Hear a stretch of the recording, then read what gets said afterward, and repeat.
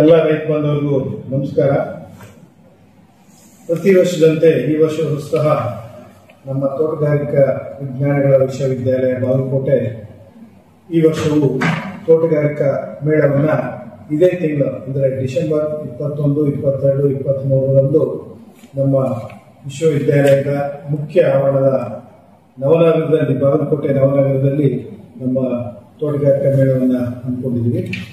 ಆ ಮುಖ್ಯ ಉದ್ದೇಶ ಏನಂದ್ರೆ, ನಮ್ಮ ವಿಶ್ವವಿದ್ಯಾಲಯದಲ್ಲಿ ನಾವು ಅಭಿವೃದ್ಧಿಪಡಿಸಿರ್ತಕ್ಕಂಥ ತಳಿಗಳು ಹಾಗೂ ತಾಂತ್ರಿಕತೆಗಳನ್ನ ರೈತರಿಗೆ ಪರಿಚಯಿಸ್ತಕ್ಕಂಥದ್ದು, ಅವರಲ್ಲಿ ಈಗಿರ್ತಕ್ಕಂಥ ತಾಂತ್ರಿಕತೆಯಲ್ಲಿ ಬದಲಾವಣೆ ತಂದು ಹೆಚ್ಚಿನ ಉತ್ಪಾದನೆ ಹಾಗೂ ಆದಾಯವನ್ನ ತರ್ತಕ್ಕಂಥದ್ದು ನಮ್ಮ ಮುಖ್ಯ ಉದ್ದೇಶ.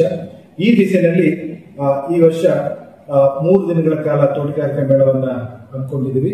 ಈ ಮೇಳದಲ್ಲಿ ವಿವಿಧ ಹೊಸ ಹೂವಿನ ಬೆಳೆಗಳ ತಳಿಗಳನ್ನ ನಾವು ಪ್ರಾತ್ಯಕ್ಷಿಕೆಯನ್ನ ಮಾಡಿದ್ದೀವಿ.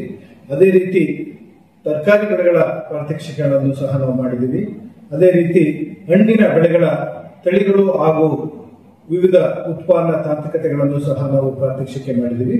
ಇದ್ರ ಜೊತೆಗೆ ನಮ್ಮಲ್ಲಿ 24 ಜಿಲ್ಲೆಗಳ ವ್ಯಾಪ್ತಿಯ ಪ್ರತಿ ಜಿಲ್ಲೆಯಿಂದನೂ ಆಯ್ಕೆ ಆದಂತ ಪ್ರಗತಿಪರ ರೈತರಿಗೆ ಪ್ರಶಸ್ತಿ ಪ್ರದಾನವನ್ನು ಸಹ ಮಾಡಲಾಗುತ್ತೆ. ಮತ್ತೆ ಇಲ್ಲಿ 200ಕ್ಕೂ ಹೆಚ್ಚು ಮಳಿಗೆಗಳು ನಮ್ಮ ಈ ಒಂದು ತೋಟಗಾರಿಕಾ ಮೇಳಕ್ಕೆ ಆಗಮಿಸಲಿದ್ದಾವೆ.